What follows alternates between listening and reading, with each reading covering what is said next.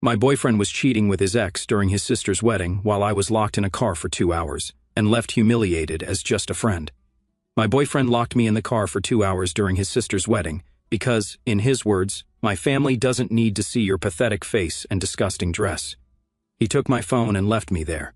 I had spent 2 months saving up for their wedding gift. When he finally let me in, he introduced me as just a friend while winking at the bridesmaids. I smiled politely. Weeks later, he has left 41 frantic voicemails. I have been dating Raul for 8 months, and I thought things were going well. Not perfect soulmate good, but definitely in the this could be something real territory. However, yesterday at his sister's wedding, the disaster that was apparently always lurking in our relationship just exploded. Let me back up to how we met because it's relevant to how much this betrayal stings. We met in a super random way that felt like fate or something. I was at an art exhibition during their annual night viewing party. The event was crazy packed because some company where Raul works was sponsoring it, and they were premiering new projection technology. In the middle of the show, the power went out due to a massive thunderstorm. Total darkness except for people's phone flashlights. I was trying to find my way to the exit when someone crashed into me. That someone was Raul. He apologized by helping me find the bathroom, where I needed to fix my contact lens that got knocked loose. We ended up talking for hours in the exhibition cafe after the power came back on. He told me that seeing my face illuminated by the emergency lights was the most beautiful thing he'd ever seen. Like, who says that? My brain gremlins were immediately smitten. Fast forward to yesterday, his sister Monica's wedding. I had never met his family before, which in retrospect was red flag number 1 in our relationship. He always had excuses, they're busy, they live across town, his sister was planning her wedding, blah blah blah. But finally I was going to meet them at this wedding.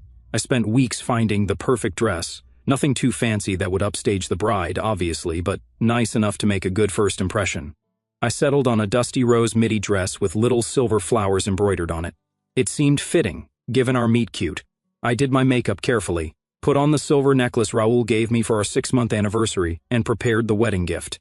Oh my gosh, Monica and her fiancé Stanley are huge anime fans and had mentioned wanting to honeymoon in Japan someday. I literally saved for 2 months to contribute to their trip fund. I put together $1,500 in Japanese yen, plus a certificate for a traditional tea ceremony experience in Kyoto, all in a beautiful wooden box hand-painted with cherry blossoms. Raul had mentioned it was too much, but I wanted his family to like me. So, the wedding day arrives. Raul picks me up in his car. He seems tense, but I figure it's wedding day stress, whatever. As we're driving to the venue, a pretty garden place about an hour outside the city, he starts making weird comments about my dress. Is that what you're wearing? Don't you think it's a bit much? My family is kind of traditional. I'm getting nervous at this point, but I spent weeks on this outfit, and honestly, I looked good. The ceremony was supposed to start at 3 o'clock in the afternoon, and we got there around 2:30. Raul parks in a back lot behind some trees. Then he hits me with it. I need you to wait in the car. What? I laugh because surely he's joking. He is not joking. His face gets all tight, and he says his family is particular, and he needs to prepare them before introducing me. I'm confused because, they know I exist, right? We've been dating for 8 months.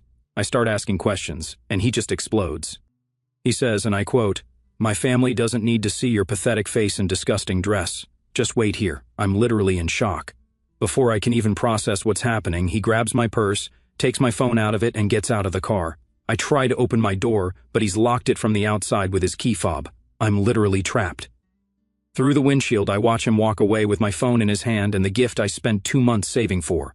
I'm sitting there in complete disbelief. Did my boyfriend just lock me in a car and steal my phone? Is this actually happening? The car gets hot, then hotter. It's June. I try the doors again. Nothing. I try honking the horn, but we're parked so far away from the venue that no one hears, or if they do, no one comes. 2 hours. 2 hours I sat in that car. The ceremony came and went. I cried my makeup off. I contemplated breaking a window, but the car is literally the only thing of value Raul owns. My brain kept saying, don't overreact. There must be an explanation. Looking back, I should have shattered that window into pieces. Finally, he comes back, acting like nothing happened. He just unlocks the car, opens my door, and says, "They're ready to meet you now." I am speechless. My makeup is ruined, I'm sweaty, my hair is a mess, and I'm pretty sure my disgusting dress is wrinkled beyond repair. But I'm also in shock, so I just get out of the car and ask for my phone back. He says he'll give it to me later. At this point, I'm thinking there must be some massive misunderstanding. Maybe his family really is super traditional, and he panicked. Maybe he's ashamed of something I don't know about.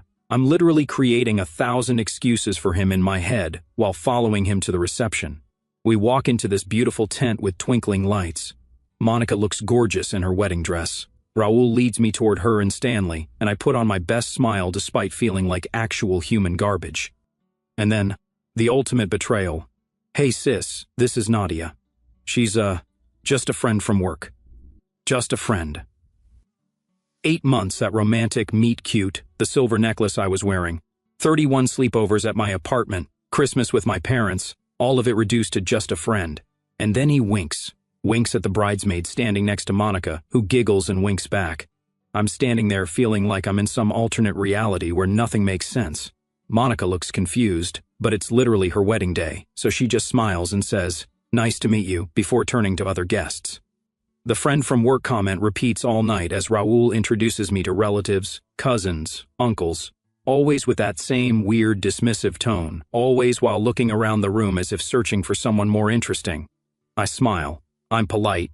I say all the right things because what else am I supposed to do? 'Cause a scene at someone's wedding? Scream.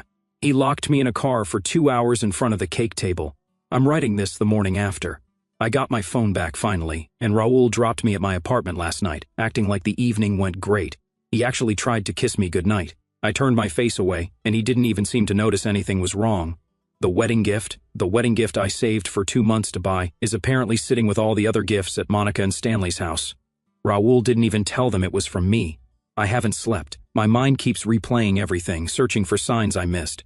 Was our entire relationship fake? Was I just convenient until something better came along? I don't know what to do now. I want to confront him, but I also want to be smart about this. Part of me wants to contact Monica directly and tell her everything. Part of me wants to just ghost him completely. Any advice would help because my brain gremlins are working overtime, and I'm pretty sure our relationship just completely fell apart in the worst possible way. Edit. Thank you for all the advice. I'm going to take some time to think, but I'll update when I decide what to do. And to the people asking if this is real, I wish it wasn't. First update. First of all, thank you to everyone who commented on my last post. I literally cried reading some of your messages. It helped me realize I wasn't overreacting or going crazy. The internet sent me here for support, and you all delivered like express delivery. So it's been 4 days since the wedding disaster, and things have developed. After I posted, I spent the whole day ignoring Raul's texts. He sent his usual good morning, beautiful as if he hadn't locked me in a car and then pretended I was just some random coworker for an entire wedding reception. The audacity of this man is overwhelming. It's like he exists in a reality where logic and decency don't apply. I needed to process everything before confronting him, so I called in sick to work. Perks of remote work. No one can tell if your puffy eyes are from a cold or a relationship apocalypse.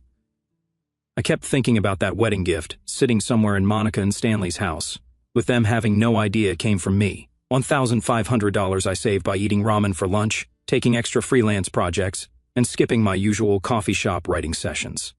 And the special tea ceremony experience that I researched for weeks to find the most authentic one. All in that beautiful, hand-painted box. Side note I didn't mention in my first post, I'm not rich at all. I'm a content writer who barely makes rent some months. This gift was a sacrifice because I wanted his family to like me. Stellar judgment on my part, clearly. So, I spent the day making a plan. But then, Raul showed up at my apartment that night, unannounced, with takeout from my favorite place, like nothing had happened. When I opened the door, he had the nerve to look confused at my obviously been crying face. "What's wrong with you?" he asked, pushing past me into my apartment. I asked him straight up why he locked me in the car and introduced me as just a friend to everyone. Y'all, his explanation, I can't even. He said his ex was at the wedding, one of the bridesmaids, the winking one, surprise, surprise. Apparently, they dated for 2 years before breaking up about a year ago. According to him, she dumped him, and he didn't want to look like a loser who moved on with someone less impressive. Less impressive. When I asked what that meant, he said, and I'm quoting exactly, "You know what I mean. Gina comes from money, her dad plays golf with my dad. Well, you're cute, but you're not exactly country club material." I am literally shaking again typing this. He then had the unbelievable audacity to say this was actually a compliment because he was dating me despite my social status, that I should be grateful. He sees something in me beyond my basic job and apartment. The entire time he's saying this, he's unpacking food on my coffee table, like we're about to have a normal dinner. I was so shocked I couldn't even scream at him. It was like watching a nature documentary where the narrator calmly explains how the snake unhinging its jaw to consume prey twice its size is actually quite fascinating. I asked about the wedding gift. Know what he said? Oh yeah, I told them it was from me. Monica was really impressed. Honestly, it was a bit much coming from you anyway. They might have thought you were trying too hard. That's when something in me just shifted. Like everything suddenly clicked into place. I suddenly saw everything so clearly. I very calmly asked him to leave. He seemed genuinely confused. Why are you being so sensitive? I'm just being honest. Most guys wouldn't even bother with someone like you. I opened my door and just pointed out. When he realized I was serious, he packed up the food, took it with him, the actual parasite, and left, muttering about how I was being dramatic and would call him when I calmed down. The second he left, this weird calm came over me, like the stillness after a storm, and I knew exactly what I needed to do. I spent the next day researching. I found Monica on social media and discovered she and Stanley would be in town for another week before leaving for a mini honeymoon weekend. Their big trip is planned for later. I also found out where Raul's parents live. He'd mentioned the neighborhood before. More importantly, I discovered that Monica had posted about a family dinner happening tomorrow night to thank everyone for coming to the wedding. Perfect timing for my revenge plan. The next 3 days were a masterclass in restraint. Raul kept texting, gradually escalating from confused, "Are you still upset?" to annoyed. This silent treatment is childish. To angry, "Fine, be a jerk about it," to conciliatory, "Babe, please talk to me. I miss you." I responded just enough to keep him from showing up at my door again. Need space. Still processing. Talk later. Meanwhile, I went to the bank and withdrew another $1,500 in cash. I could barely afford it, but this was about principle now. I converted it to yen at a specialty currency exchange place downtown. I bought another beautiful box, not quite as nice as the original, but still pretty. I even managed to book the same tea ceremony experience again. Basically, I recreated the entire wedding gift. It cleaned out my savings. But some things are worth more than money. Yesterday was the family dinner at Raul's parents' house. I knew I wouldn't be invited, of course, but I had my own plans. I texted Raul asking if we could meet to talk things through. He immediately agreed, relieved that I was finally being reasonable. I suggested a coffee shop about 15 minutes from his parents' house. At exactly 5 o'clock in the evening, knowing the family dinner was at 7, he showed up at the coffee shop looking smug. I was already there, sitting at a table with 2 coffees and the recreated gift box beside me. The conversation was brief. I asked if he understood why his actions at the wedding hurt me. He gave some half-hearted apology about having a lot on my mind with his ex being there, but insisted I was overreacting. Then he saw the box. "What's that?" "The wedding gift for your sister. Since you took credit for my original gift, I made another one." He actually laughed. "You're not serious. That's ridiculous. What are you going to do, mail it to her?" I smiled and said, "No, I'm going to give it to her in person right now." His face, oh my gosh. The color drained completely away. "What are you talking about? I know about the family dinner tonight. I'm going to stop by and introduce myself properly this time." He started panicking, saying I couldn't do that. His family wouldn't understand. I would embarrass him. That's when I delivered the line I'd been rehearsing in my head for days. "I'm not going to embarrass you, Raul. You've already done that to yourself. I'm just going to tell the truth." I stood up, took my gift, and walked out. He followed me, alternating between threats and pleas, but I got into my Uber before he could stop me. As the car pulled away, I could see him frantically calling someone on his phone, probably warning his family, but it was too late. My Uber dropped me at his parents' house at 5:45 in the evening. Early enough that not everyone would be there yet, but late enough that Monica and Stanley would definitely have arrived. I knocked on the door, gift in hand, heart pounding rapidly. A woman who could only be Raul's mother opened the door. She looked confused but polite. "Can I help you?" "I'm here to see Monica, if she's available. I have something for her." From inside I heard Monica's voice. "Who is it?" And then she appeared in the doorway. Recognition flickered across her face. "You're the friend from the wedding." I smiled. "Actually, that's what I wanted to talk to you about." Mrs. Alvarez invited me in despite her confusion. The house was lovely, photos everywhere, dinner preparations underway in the kitchen. Stanley was helping set the table. An older man, who must be Raul's father, was watching TV in the living room. Monica led me to a quiet corner of the living room. I handed her the gift box. "This is for you and Stanley. Congratulations on your marriage." She looked surprised but took it. Thank you, but I'm sorry, what did you say your name was again? Nadia, and I'm not actually Raul's friend from work. What happened next will be in my next update.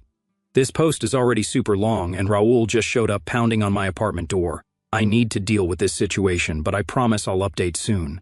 Edit, he's gone now, but left a novel-length text message. The fallout has begun. Second update, okay, wow. I'm still processing everything that happened yesterday, but you all have been so supportive that I wanted to update you as soon as possible. So, where was I? Right, I was sitting in Raul's parents' living room with Monica, about to explain who I really was. I took a deep breath and told her the truth, that Raul and I had been dating for 8 months, that he had locked me in the car during her wedding ceremony, taken my phone, and then introduced me as just a friend all night while flirting with his bridesmaid ex-girlfriend Gina. Monica's face went through a fascinating journey from confusion to disbelief to dawning horror. She kept saying, "No, that can't be right. Raul wouldn't do that." But I could tell she was starting to believe me when I mentioned the original wedding gift, the one Raul had taken credit for. Her eyes got huge. "The Japan Fund gift with the tea ceremony? That was from you?" I nodded and explained how I'd saved for 2 months to put it together. I showed her pictures on my phone of me at the currency exchange, the original box I'd found at a little artisan shop, everything. "I don't understand," she said. "Raul made such a big deal about how much thought he put into it. He even told this whole story about researching traditional Japanese customs because he knew how much we love anime." "That was me," I said quietly. "I did the research. I found the tea ceremony. I even contacted a calligrapher to write your names in Japanese characters for the certificate." She looked down at the new gift box in her hands. "And this is the same gift recreated?" I nodded. I couldn't bear the thought of you not knowing it came from me. I wanted to meet you properly. At this point, Stanley had wandered over, curious about our intense conversation. Monica quickly filled him in, her voice getting more upset with each word. Stanley looked like he wanted to punch something. "I knew something was off with that gift," he said. "Raul has never shown any interest in our Japan plans before. He usually just makes fun of us for watching anime." That's when the front door slammed open. Raul burst in, out of breath, like he'd been running. He stopped dead when he saw me sitting with Monica and Stanley, the gift box open between us. "What the hell are you doing here?" he demanded, like I was the one who'd done something wrong.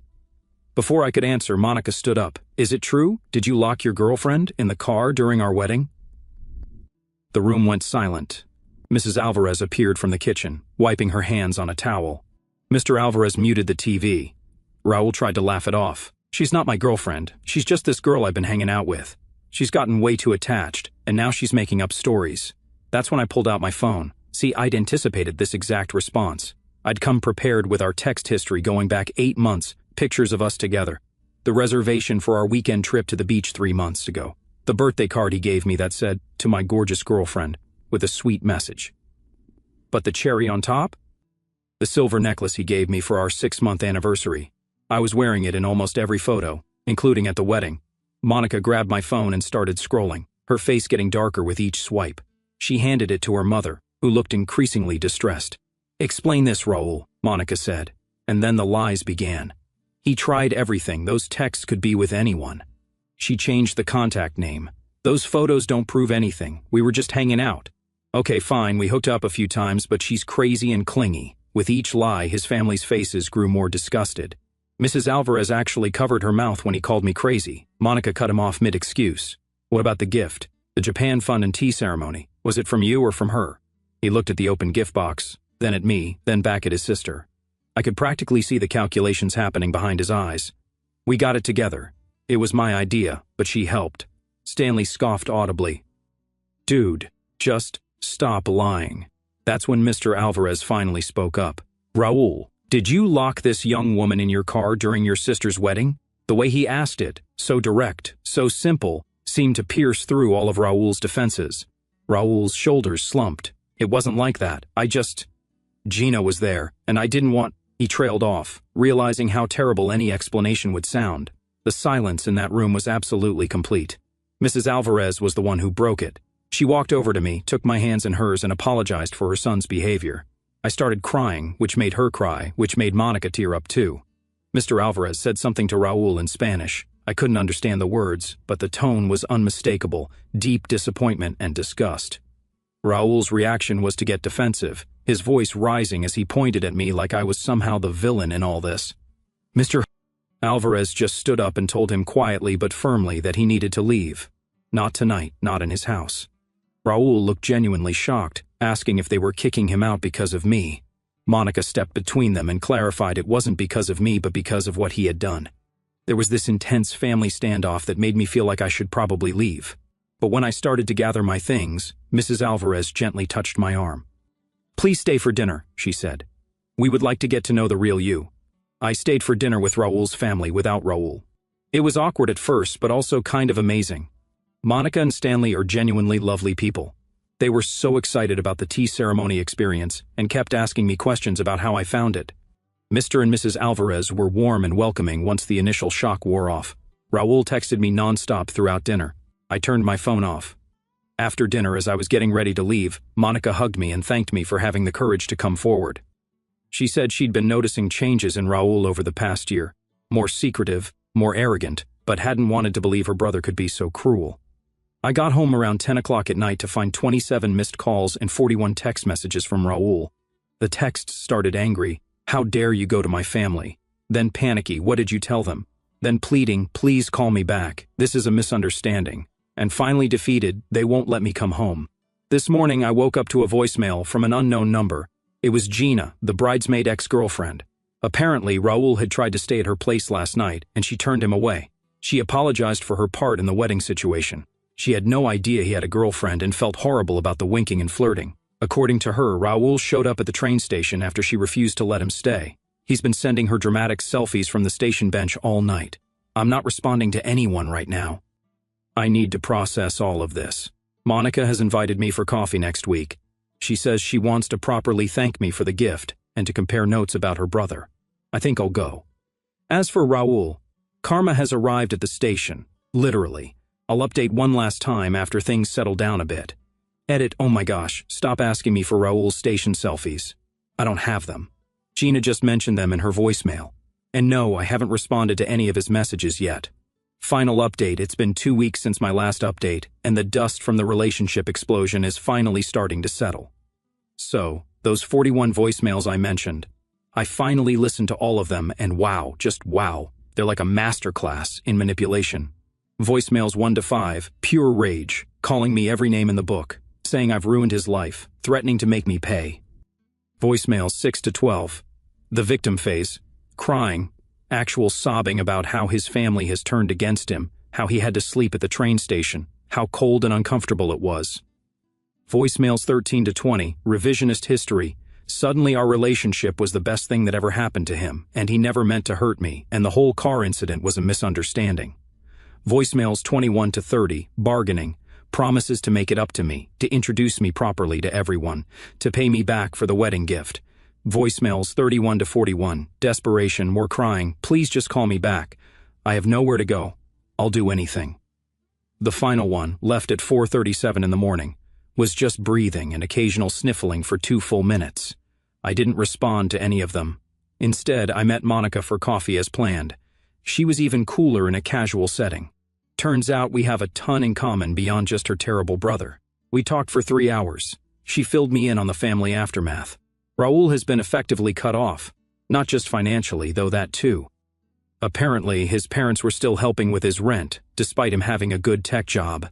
But emotionally, his dad made it clear that until Raul shows genuine remorse and changed behavior, he's not welcome at family events.